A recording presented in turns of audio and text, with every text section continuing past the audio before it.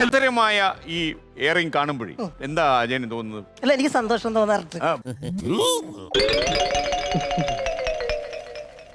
സാരില്ലടാ, നീ എവിടെ പരിപാടി അവതരിപ്പിച്ചാലും ഇത് തന്നെയാണല്ലോ അതിന്റെ വിധി. ഈ ലേറ്റസ്റ്റ് എന്തായിരുന്നു കിട്ടിയത്? ഇടയ്ക്ക് എന്നോട് ചിലരിപ്പോ ചില ഉപദേശങ്ങൾ തരാറുണ്ട്. ആണോ? ഇങ്ങനെയൊക്കെ നടന്നാ മതി കേട്ടോ, ഇനിയെ പോലെ നേരിലൊക്കെ കയറട്ടെ. ഒന്ന് കേറണ്ടേ? അല്ല, ഇത് ഇനി അറിയാതെ സംഭവിച്ചു പോകുന്നതാണോ അതോ ഡോക്ടർ രജിമേനോൻ പറഞ്ഞതുപോലെ അല്ല, എയറിൽ നിൽക്കാൻ വേണ്ടി അടിച്ചു വിടുന്നതാണോ അത്?